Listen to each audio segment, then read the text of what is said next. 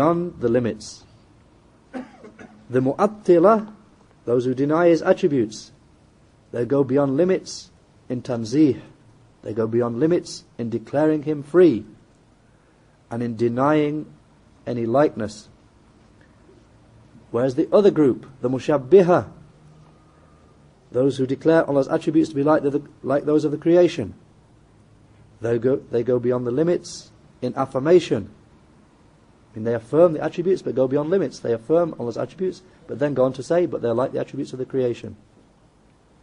And the Shaykh said, whereas the Ahlus Sunnah wal Jama'ah, they take the moderate and middle position in between these two deviant extremes.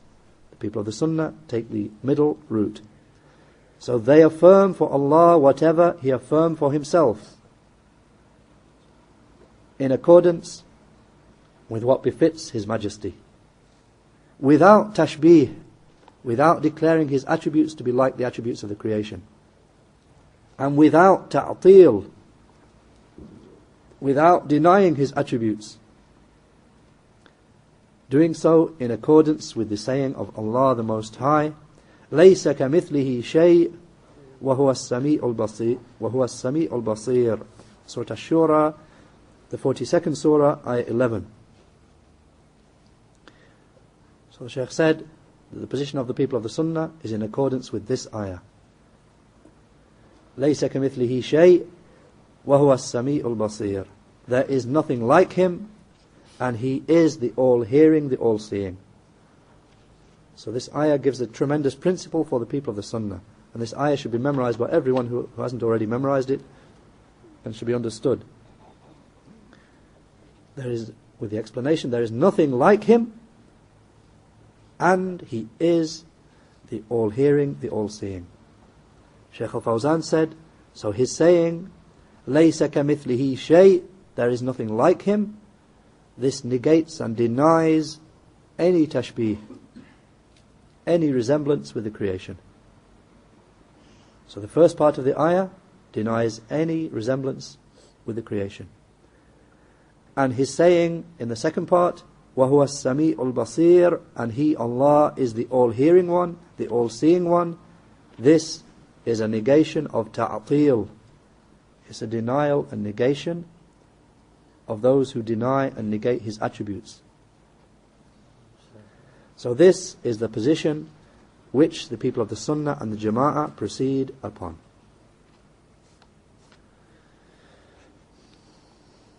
So this ayah is a refutation of both of these extreme groups. It's a refutation of those who say that Allah's attributes are like those of the creation, the mushabbiha, because of the first part of the ayah, لَيْسَ كَمِثْلِهِ شَيْءٍ, there is nothing like Him. And it's a refutation of the second deviant group at the other extreme, the mu'attila, those who negate His attributes, those who flee away from affirming attributes for Allah, because they say if we affirm for Allah attributes, then the creation have attributes like that. So we'll be if we affirm these attributes, such as Allah's face, His hand, and so on and so on, if we affirm these things for Allah, then it says if we're making Him like the creation. So we'll deny these things, we won't affirm these attributes for Allah. So the second part of the ayah is a refutation of them. وَهُوَ السَّمِيعُ الْبَصِيرُ, and He is the all-hearing, the all-seeing. I mean, He is the one who has the attribute of hearing and seeing. So this ayah is a refutation of both of these extreme groups, and a proof for the people of the Sunnah, those who are upon the middle path. Then Shaykh al-Fawzan finished by saying, and so therefore it is said, Al-Mu'attilu ya'budu adaman, wal-mushabbihu ya'budu sanaman, wal-muwahhidu ya'budu ilahan wahidan fardan samadan. This little phrase that summarizes this whole point that we just had, which is why it is said that the mu'attil, and we should be aware of these terms, the mu'attil, one who negates Allah's attributes, and the mushabbih, the one who declares His attributes to be like the attributes of the creation.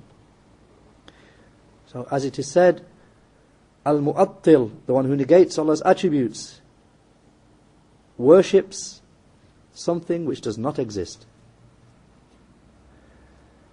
And the mushabbih, the one who declares Allah's attributes to be like those of the creation, he worships an idol. And the muwahhid, the person upon true tawheed, he worships the sole one who deserves worship, the one who is single, the independent Lord and Master.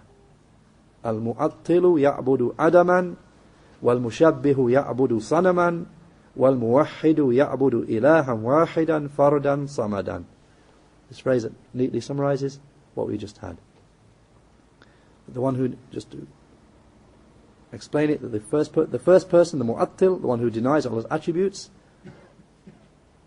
and doesn't affirm any attributes for Allah, therefore he worships that which has no attributes, something that doesn't exist, something that does not exist. So he worships something non-existent. One who flees away from affirming any attributes for Allah, he worships something that does not exist. Whereas the second one, the one who affirms Allah's attributes, but then goes on to say, and his attributes are like the attributes of the creation, then in effect he is worshipping an idol, because Allah's attributes don't resemble the attributes of the creation. Whereas the third one, the person upon tawheed, he is the one who worships Allah alone.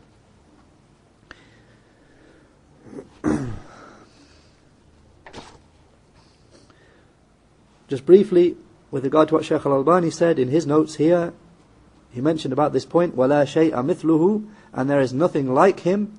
He said, this is one of the fundamentals, from the fundamental principles of Tawheed, which is that with regard to Allah the Most High, لَيْسَ كَمِثْلِهِ شَيْءٍ, there is nothing like him. لَا فِي ذَاتِهِ وَلَا فِي صِفَاتِهِ وَلَا فِي أَفْعَالِهِ, there is nothing whatever like Allah, neither in his self, his that, nor in his attributes. I mean, there's nothing like Allah with regard to Allah's self. And there is nothing like Allah with regard to his sifat. There's nothing like Allah with regard to Allah's attributes. And there is nothing like Allah with regard to his actions. He said, however, the innovators and the people of ta'wil, those who twist Allah's attributes, they take